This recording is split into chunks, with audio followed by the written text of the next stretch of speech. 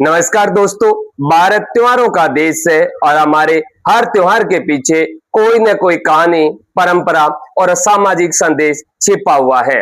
लेकिन सावन की पूर्णिमा को बनाए जाने वाला रक्षाबंधन आखिर कब से शुरू हुआ है? क्या रक्षाबंधन हमेशा से सिर्फ भाई की कलाई पर बहन द्वारा राखी बांधने का त्योहार था? क्या इसका संबंध महाभारत से है? क्या भगवान श्री कृष्ण और द्रौपदी की कहानी ही रक्षाबंधन की शुरुआत है, या फिर राजा बलि, भगवान विष्णु, माता लक्ष्मी, इंद्र और इंद्राणी की कहानियां रक्षाबंधन से कैसे जुड़ती है? इस पूरे वीडियो में इन सभी सवालों के जवाब को विस्तृत से प्राप्त करने का प्रयास करेंगे। सबसे पहले समझते हैं कि रक्षाबंधन का अर्थ क्या होता है। रक्षा यानी सुरक्षा, बंधन यानी बांधना, अर्थात हम कह सकते हैं कि रक्षा का संकल्प और एक ऐसा संबंध जिसमें एक दूसरे के प्रति प्रेम, जिम्मेदारी और सुरक्षा की भावना हो। आज के इस समय में इसका सबसे लोकप्रिय रूप होता है बहन भाई की कलाई पर राखी बांधती है और भाई बहन के प्रति अपने स्नेह और जिम्मेदारी का संकल्प व्यक्त करता है। रक्षाबंधन हिंदू पंचांग के श्रावण मास की पूर्णिमा को मनाया जाता है। इसी कारण इसे कई जगह पर श्रावणी या फिर राखी भी कहा जाता है। 2026 में रक्षाबंधन 28 अगस्त को है, लेकिन सवाल यह है कि यह परंपरा है वो शुरू कब हुई थी। यही से कहानी है वो दिलचस्प हो जाती है।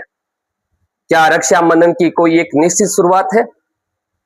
यहां एक महत्वपूर्ण बात समझना जरूरी है, क्योंकि इतिहास में ऐसा कोई एक प्रमाणित वर्ष नहीं मिलता है जिसे हम कह सकें कि इसी साल से रक्षाबंधन शुरू हुआ था। रक्षाबंधन की परंपरा है वो कई धार्मिक मान्यताओं, प्राचीन रक्षा सूत्र की परंपरा और बाद में विकसित हुई भाई बहन की लोक परंपरा से मिलकर के बनी है। प्राचीन धार्मिक ग्रंथों में श्रावण पूर्णिमा पर रक्षा सूत्र बांधने की परंपरा का भी उल्लेख मिलता है। उदाहरण के लिए भविष्य पुराण से जुड़ी परंपरा में इंद्र की रक्षा के लिए रक्षा सूत्र बांधने की कथा मिलती है। इसलिए यह कहना ज्यादा सही होगा कि रक्षाबंधन की परंपरा है वो बहुत प्राचीन है, लेकिन इसका आज वाला जो भाई बहन केंद्रित रूप है वो धीरे धीरे विकसित हुआ है।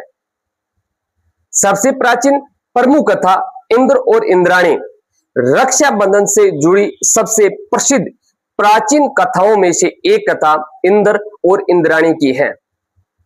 मान्यता के अनुसार देवताओं और असुरों के बीच में युद्ध चल रहा था। देवताओं की स्थिति कमजोर हो गई थी। तब इंद्र की पत्नी इंद्राणी ने पूजा और रक्षा विधान किया। इंद्र की कलाई पर पवित्र रक्षा सूत्र बांधा। मान्यता है कि इसके बाद में इंद्र ने युद्ध में विजय प्राप्त की थी। इसी कथा को भविष्य पुराण से जोड़ा जाता है और इसे रक्षा सूत्र की प्राचीन परंपरा से संबंधित भी माना जाता है। ध्यान देने वाली विशेष बात यह है कि इस कथा में राखी है वो भाई बहन के रिश्ते का प्रतीक नहीं है, बल्कि सुरक्षा के पवित्र सूत्र के रूप में दिखाई देती है। यानी शुरुआत में रक्षा सूत्र का अर्थ आज की जो राखी से कुछ व्यापक था। रक्षाबंधन से जुड़ी दूसरी लोकप्रिय कथा भगवान विष्णु, माता लक्ष्मी और राजा बलि की भी है। मान्यता के अनुसार राजा बलि भगवान विष्णु के भक्त थे। भगवान विष्णु राजा बलि के यहां रहने लगे थे। माता लक्ष्मी भगवान विष्णु को वापस अपने धाम ले जाना चाहती थी। कथा के अनुसार उन्होंने राजा बलि की कलाई पर रक्षा सूत्र बांधा और उन्हें अपना भाई माना था। इसके बाद बलि ने माता लक्ष्मी की इच्छा का सम्मान किया और इसी कथा से जुड़ा प्रसिद्ध रक्षा मंत्र भी रक्षाबंधन के अवसर पर कई परंपराओं में सुनने को भी मिलता है। यह कहानी हमें बताती है कि राखी का अर्थ केवल खून का रिश्ता नहीं है, बल्कि विश्वास और जिम्मेदारी का रिश्ता भी हो सकता है। अब आते हैं सबसे लोकप्रिय कहानियों में से एक महाभारत से। महाभारत से जुड़ी लोकप्रिय परंपराओं में कहा जाता है कि भगवान श्री कृष्ण की उंगली में चोट लगने पर द्रौपदी ने अपनी साड़ी का एक टुकड़ा फाड़ करके उनकी उंगली पर बांध दिया था। कृष्ण ने द्रौपदी के इस स्नेह से प्रभावित हुए और उनके प्रति सुरक्षा का भाव व्यक्त किया था। बाद में जब द्रौपदी संकट में पड़ी तो भगवान श्री कृष्ण ने उनकी सहायता की थी। इसी कारण यह कथा है वो आज रक्षाबंधन के भाई बहन जैसे स्नेह और सुरक्षा के प्रतीक के रूप में बहुत लोकप्रिय है। लेकिन यहां भी एक सावधानी जरूरी है। इसे रक्षाबंधन की ऐतिहासिक शुरुआत का परिणाम नहीं कहा जा सकता। यह एक लोकप्रिय धार्मिक कथा और परंपरा है। क्या रक्षाबंधन सिर्फ भाई की रक्षा का त्योहार है? नहीं, आज रक्षाबंधन का अर्थ पहले की तुलना में काफी व्यापक हो चुका है। बहन भाई को राखी बांधती है, भाई बहन को उपहार देता है, लेकिन असली संदेश केवल भाई बहन की रक्षा करेगा यह तो नहीं है। इसका आधुनिक अर्थ दोनों एक दूसरे के सुख दुख में साथ खड़े रहेंगे। यानी यह त्योहार है वो प्रेम, विश्वास, सम्मान और पारिवारिक जिम्मेदारी का प्रतीक है।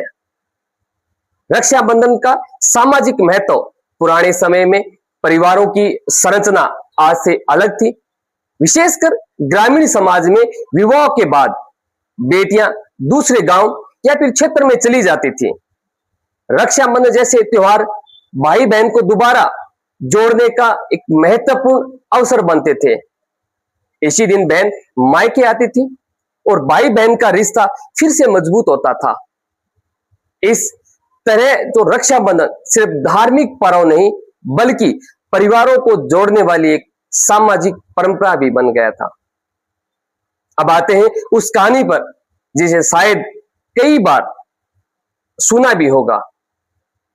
कहा जाता है कि मेवाड़ की रानी कर्णावती ने गुजरात के सुल्तान बहादुर शाह के आक्रमण के समय मुगल सम्राट हुमायूं को राखी भेज करके सहायता मांगी थी। यह कहानी रक्षाबंधन के इतिहास में बहुत लोकप्रिय है, लेकिन यहां भी इतिहास और लोक कथा में अंतर करना जरूरी है। इस घटना का समकालीन और ठोस प्रमाण विवादित है, इसलिए इसे प्रमाणिक ऐतिहासिक तथ्य की बजाय लोकप्रिय ऐतिहासिक कथा के रूप में प्रस्तुत करना ज्यादा उचित रहेगा। रक्षाबंधन का सामाजिक और राजनीतिक उपयोग आधुनिक भारत में भी देखने को मिला है। बात करें 1905 में बंगाल विभाजन के दौरान रविंद्रनाथ टैगोर ने बंगाल विभाजन के विरोध में राखी बांधने की परंपरा को हिंदू मुस्लिम एकता के प्रतीक के रूप में भी इस्तेमाल किया था। यह राखी का अर्थ है भाई बहन तक सीमित नहीं रहे। यह बन गया था हम अलग नहीं है, हम एक दूसरे के साथ खड़े हैं। इससे यह भी पता चलता है कि समय के साथ रक्षाबंधन का सामाजिक अर्थ भी बदलता और विस्तार पाता रहा है। क्या राखी हमेशा से सिर्फ बहन की भाई को बांधती थी? नहीं, प्राचीन रक्षा सूत्र की परंपरा आज के भाई बहन वाली राखी से व्यापक थी। उस धार्मिक परंपराओं में पुरोहित द्वारा रक्षा सूत्र बांधने की भी प्रथा रही है। इसलिए आज जो हम राखी देखते हैं वह एक लंबी सांस्कृतिक यात्रा का परिणाम है। रक्षाबंधन हमें क्या संदेश देती है? सबसे बड़ा सवाल यह है, आखिर इस पूरे त्योहार का संदेश क्या है? इसका जवाब बहुत सरल सा है। रिश्ता केवल खून से नहीं, विश्वास से भी मजबूत होते हैं। एक छोटी सी जो राखी हमें याद दिलाती है कि परिवार से एक दूसरे के प्रति जिम्मेदारी क्या है।